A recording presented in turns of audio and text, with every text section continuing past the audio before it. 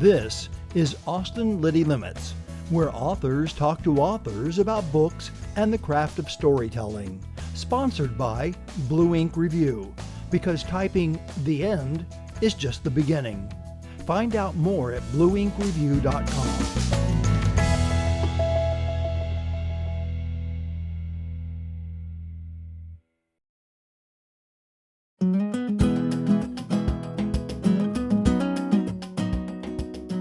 Amanda Churchill is a Texas writer. Her work has appeared in Hobart Pulp, River Styx, and other publications.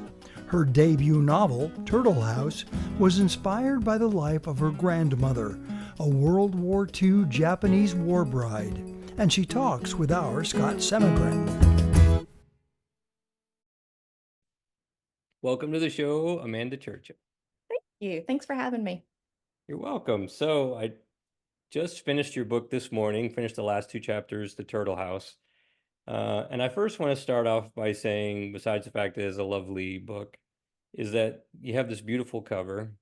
It's very evocative and wistful for the sections, particularly of Minako when she's in Japan. Can you talk about this cover a little bit? Did you have some involvement with this? I did actually. It looked very similar to that when it first came to me. There was a photo on the bottom right corner where the house is. And the photo of the house was, it looked more like far west Texas, like maybe a house it was kind of like a barn kind of lean-to that had been hit by a dust storm. There was like dust coming up the edges. And I was like, okay, I mean, I can't fault anyone for not knowing what all the different housing Sure. is in Texas. Like everything kind of looks different. There's like Austin stone homes and there's houses up here in North Texas. So I sent a note back and I was like, y'all, I don't think this is right. And they sent another one back and I was like, ooh, there's columns involved in that one. So that didn't look right either.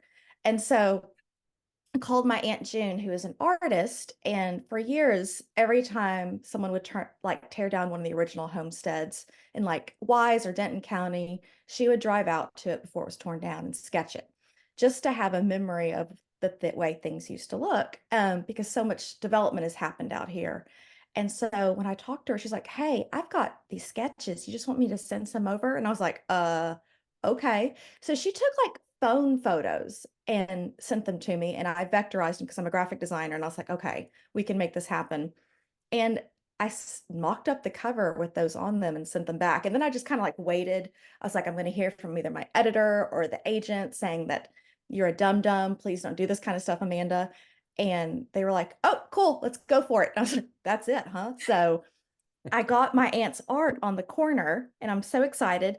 There's barbed wire, that's her barbed wire. There's a really pretty windmill. It looks more like the area that I'm from. So it makes me really happy. And she has art credit inside. Yeah, that's fantastic. So I'll show people here. Here's the art right here. Makes me so happy because the barbed wire is really important. My uncle is a barbed wire aficionado and had one of the largest barbed wire collections in the world back, I guess, in the 80s. Oh, wow. So, which is insane, which means he has, it's insane. So barbed wire is a big part of my culture and my history. I've always knew what it looked like and the different kinds of ties that they do. That's hilarious. So Mineko, who is one of the main characters in the book, she's such a compelling and unique protagonist. And I understand she's inspired by your grandmother, who was a Japanese war bride. And she's strong and she's independent and she's sassy and she's rebellious. And I really like that about her. Can you explain the process of bringing the character to life on the page? I know she's inspired by your grandmother, but what else did you try to introduce into her to make her alive on the page?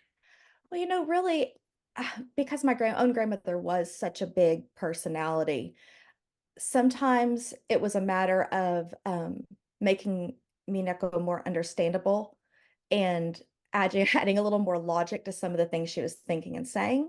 Sometimes, especially in those younger sections, I had to like imagine my own grandmother as a young woman and kind of go back in time in my mind because, I only knew her as an older lady who had seen so much and the world had done so much to her. So that was actually really fun. a lot of it I would look at my own kids and how they did things, because I have kids that are, my son especially is very much like my father. There's like a, and so my father's a lot like my grandmother. So I would just look and see how Jack would respond to situations. And that was kind of how I did my character study. I was afraid that I wouldn't get it right, but I talked to family and they said, okay, yeah, you got it really, really correct in the way she would respond to the things that are thrown at her and what she would say. So it was fun. Hmm. Yeah, I imagine it was very difficult. I have family on my father's side that were from Eastern Europe. My great grandparents immigrated over from that area. Hmm. And when I see pictures of that time, it just seems so, it's hard for me to relate to what they were going through. Right. I have all these photos of my grandmother as a young woman and as a child thinking, and it was almost intimidating because you're like different language, different culture, different everything. And you almost, you watch movies about Japan from that time period, and it does kind of set it apart. There's like this huge divide between nowadays and then. But if you really think about just human emotions and how people think and what they do, and then having my own kids to kind of look at, it made a lot more sense to me that I could make her more real. Right. So what was the most compelling thing about your grandmother that kind of gave you that spark of like, I'm gonna actually write a novel with you as kind of an inspiration? Like, do you remember like exactly what it was, the aha moment? Yes, she was always fascinating to me. She was the kind of grandmother that, I mean, she was a strict grandmother in some ways, and then also really fun and very teasy and jokey. So she had this weird kind of back and forth personality. But I would always ask her about, what was Japan like when you were a kid? Like, what did you do? What was it like? What was it like during the war? And she would like seriously go tell me to go play with my cousin. She'd be like, "No, I not go," and like kind of wave me off. And it would hurt my feelings because I really wanted to know more. And my other Hmm. grandmother, ask her anything and she'd be like, back in the day, and she would like set the scene. And grandma had no desire to do that. And it Hmm. wasn't just me. She wasn't talking a lot about those things to her own kids. So in 2009, she had gone through a cancer diagnosis, and we didn't know how things would end up. She had had her stomach removed because it was stomach cancer. It was all Oh, enclosed within the stomach. So they did that, but my dad had the fear that would come back. And I had left my full-time job as a graphic designer. I was finishing up my thesis at UNT, my master's in creative writing, and I was also pregnant. So there was like all this stuff going on. hmm. And dad called and was like, "Hey, why don't you go over at your grandmother's house and ask her about her life?" And I was like, that is like a dad, that's like a suicide mission. I do not want to do that. That she'll just she won't answer the questions. And he had said, "No, I've called out there. She's ready. You just going out there on Sunday." And so I was like, oh. And I love my dad, daddy's girl. So I was like, okay, Hmm. I'll do it for you. And I started going out there on Sundays, and she would slowly answer my questions. And the stories that I got were so amazing and strange and things that I had never heard before that I was like, okay, there's something here. I don't know what I'll use them for, if I'll use them at all, but it made me feel closer to her. So, Hmm. Yeah, the chapters with her with Minoko's past. Um, there's a wistfulness when she's thinking about her family. There's the mhm, yearning when she's thinking about Akiro. mhm. Um, how did you channel some of those emotional elements into your writing? Because it's very powerful. I think I'm a wistful person. I'm someone who always has like an eye on the past of what it was like, as a kid for me. And I've seen my husband is the same way. He talks about growing up in Richardson and like all of his experiences. So I think it's just kind of it's like in the water in this house. And when I was speaking with my grandmother, I noticed the same thing about her. She'd be like talking about the river that ran through her village and how she would swim in it and what the water looked like. And she had all these little memories of details that I just thought were so just lovely and so telling of what she really cared about. And so I made sure to write all those down. And I think it's the detail that really adds to that dreamy, wistful quality to the writing, because when you're going through your memory, it's not the big overall events that you always remember. It's the Mm-hmm. way the crackle of like the Cheetos wrapper. And it's just the weird things Mm-hmm. that sets you back in that time period. So I was lucky to have a lot of that. And then I would take my own memories and kind of like layer them and go, okay, I had a thing for this. What would my grandmother love? What would this character love? And yeah, it was a lot of fun. It was a lot of piecing together of my own memories of growing up with my grandmother, even, and the stuff that she would feed me and games she would play with me. And I would just kind of stick them back in the past and stir them around and see what would happen. Mm-hmm. Yeah, those chapters are very detailed. The scenery, what was going on, what she was encountering. And I was wondering, had you visited Japan when you wrote this No. story for research, or were you just using some of the lovely photos that you have on your website as the inspiration for it? I have a ton of photos, and that was very helpful. I've always wanted to go to Japan. My dad has not returned since he left when he was very young, Wow. and we were making these big plans to do it. And it actually figured out the time, and we have family there, and they were just going to take us all over. And the pandemic hit, and so things kind of just fizzled. And then my dad had a knee replacement, and then on Monday he had a back surgery. So we need to get that man pulled back together because I'm not about to go to Japan without my dad. And so I used just a lot of research, Right. lots of Google Maps, lots of old photos, Hmm. lots of like writing from the time period, um, and just making sure that what I was thinking was actually happening in those authors' works as well. And it kind of like corresponded. So it's just Right. lots of reading. Excellent. That's very interesting. I remember talking to S. Kirk Walsh about her book, The Elephant of Belfast, and I'd asked her if she had been to Belfast, and she said Mhm. actually when she wrote the first draft, she'd never been to Ireland. But Yeah, then when she did end up going later, and then she came back for a revision and added a bunch of things. yeah.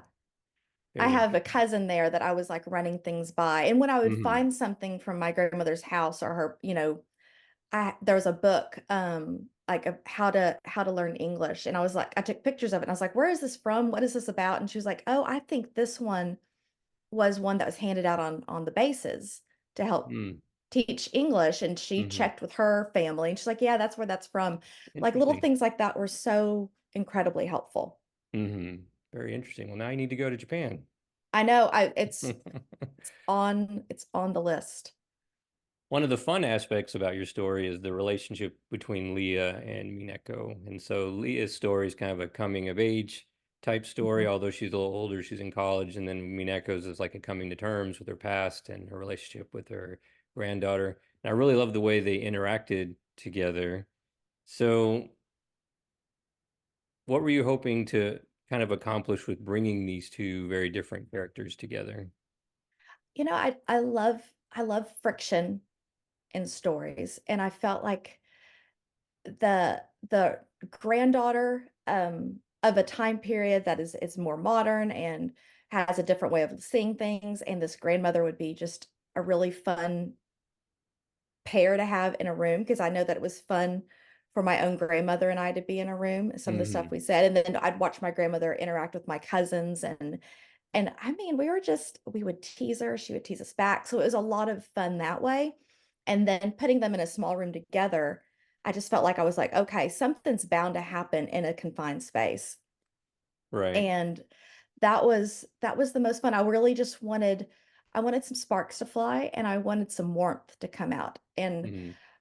I think that some of the stuff that my own grandmother and I would tell each other and say to each other was part of that. Like her telling me, why are you so tall or why you do this? And I would ask the same questions. Hmm. And it was just fun. It kind of made it a little lighter. I mean, the story is heavy in itself, and I felt like having a little levity in that relationship would help the story move quickly or quicker, like act as a motor almost to get readers through. So, Hmm. Yeah, the beats of both of their stories are kind of similar, and they both deal with men in their lives that take advantage of their situation or Hmm. impede their progress and how they're growing in their life. And it was really difficult to kind of get through what was happening to them. Trying to think now. I mean, with Darren Hmm. and with James, they both really tried to impede the growth of these women. Was this Right. something that was also inspired through your life and through the stories from your grandmother? Yes. I mean, my grandmother, my grandfather was not a good husband to her, Mm-hmm. and wasn't a good father necessarily. He was abusive in many ways, and he died when my dad was 16.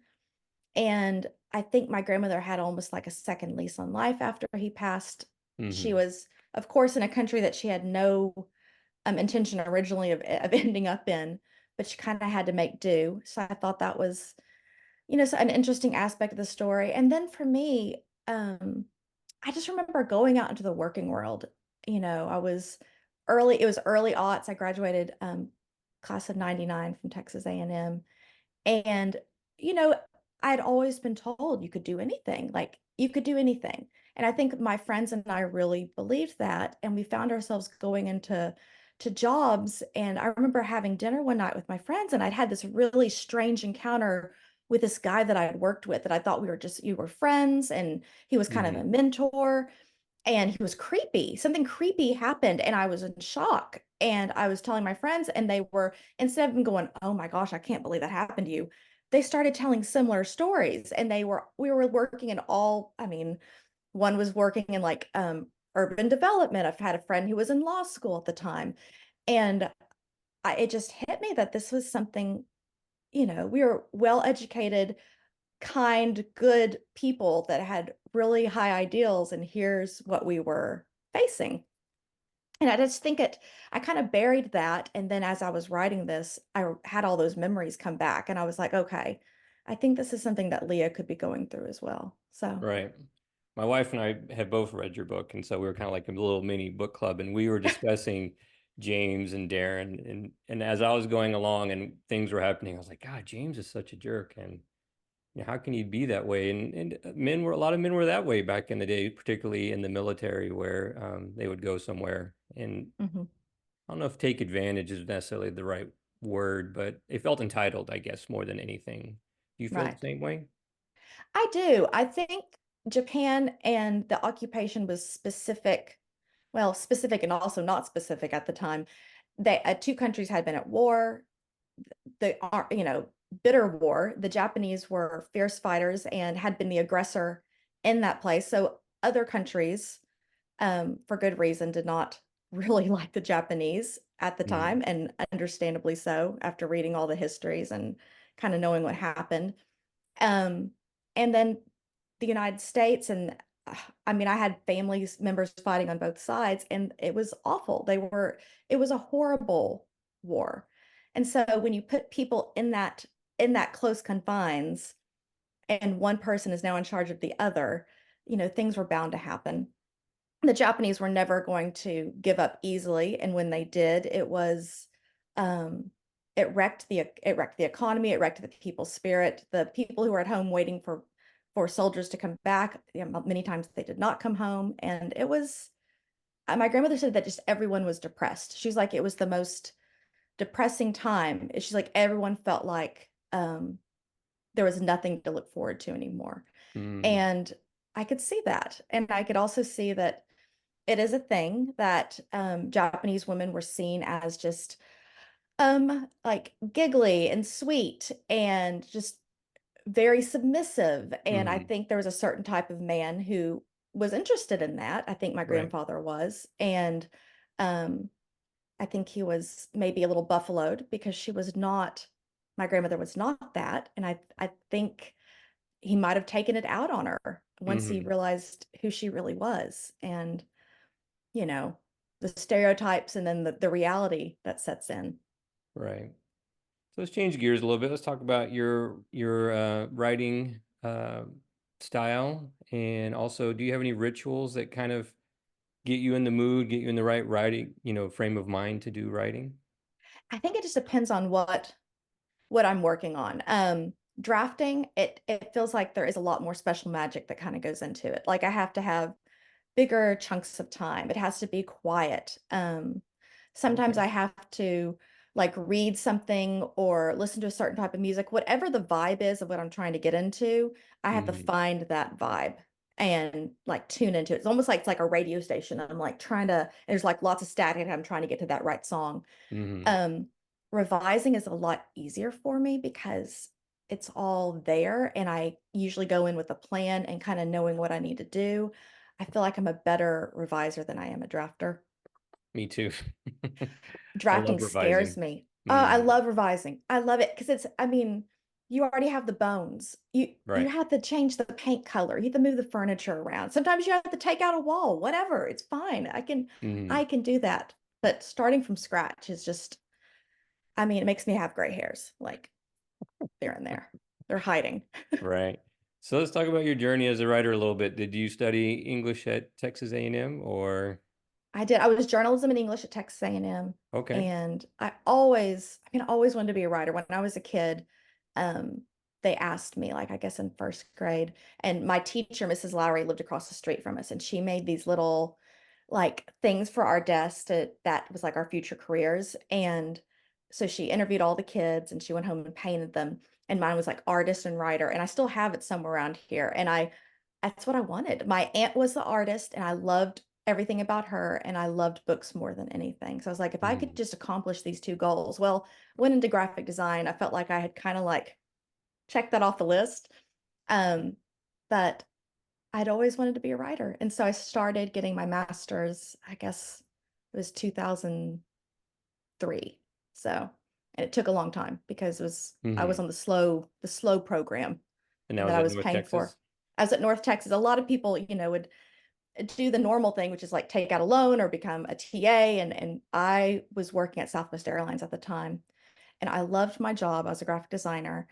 I loved having free flights. I loved having my team. And I was so concerned that if I gave up this job and went to get my master's, that I would fail miserably. And then getting back on at Southwest Airlines was going to be impossible. Because there's always like a line out the door of graphic designers wanting to join the team. And I was Mhm. lucky to be there. So I took one class at a time. I Oh, wow. graduated finally in December of 2009. So everyone, I saw all the kids come through. I mean, everyone was in and out within like a year and a half, 2 years. And I was there. I was like the old lady in the group, you know? I have one of my kids is at North Texas right now. They're a senior getting a sculpture degree. So I spend a lot of time in Denton. I love Denton. Mhm. That's the other thing. I mean, there was no rush because it's such a great town. It was like an extended college experience for me. Mhm. Up until I had a baby, and then I was like, oh, this is it. So I finished my thesis, graduated, and had a baby all within like a month. Holy So, mackerel. yeah, it was like, um, yeah, my hair was totally flown back. I was like, that was way too much all at once. It is But I all about really like to stress myself out. And so, right. Wow, that's yeah. crazy. All right, now's the time in the show where we do the lightning round. It's this Oh, okay. concept we got from inside the actor studio, but they didn't come up with it. They got it from Bernard Pivot, who took it from Marcel Proust. So, Amanda Churchill, are you ready for the lightning round? I hope so. Okay. All right, we're going to do it. What's your Okay. favorite word? Lovely. What's your least favorite word? I have a 10-year-old boy. Fart. Fart is my least favorite word. What turns you on? People who are generous and down to earth. And what turns you off? Oh, like better than thou, holier than thou, smarter than thou people. Terrible. Just What, tacky, tacky, right. tacky. What's your idea of happiness? I think this is it. I've got, I think I'm it. I'm doing it right now. I'm grateful. Writing and Excellent. raising a family and working. It's great. Excellent. That's really nice. Who's your favorite author? Oh gosh. I had an answer to this. Minjin Lee is probably that she's the Okay. author of my favorite novel, so I guess I'll have to throw that in there. Excellent. So if you could be a character, any character from a well-known novel throughout history, who would that be? So I like literary fiction. So Yeah, it's all I, disaster. it's all this all disaster. I really like the character Sadie in Gabrielle Zevins, Tomorrow and Tomorrow and Tomorrow. I Okay. loved her. So Sadie. She had some rough stuff, but you know. Yeah, it's fine. What profession other than your own would you want to attempt? Probably filmmaking. Okay. I Yeah. can see that. Yeah. I love it. Graphic design, writer, all together. Yeah, I think there's something there. Right. What profession would you least want to do? Nursing. My dad is in the hospital right now, and those nurses, I just could not do all that they do with Tough such job. loving faces Mhm. plastered there. Tough job. All right, last question. If heaven exists, what would you like to hear God say when you reach the check-in desk?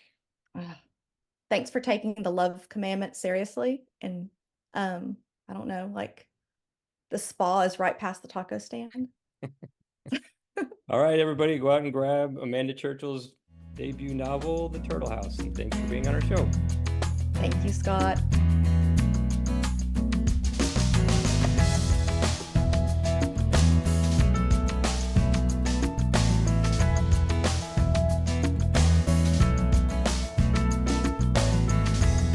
This has been a presentation of Austin Liti Limits, made possible with help from our good friends at Blue Ink Review, where typing "the end" is just the beginning. Find out more at blueinkreview.com.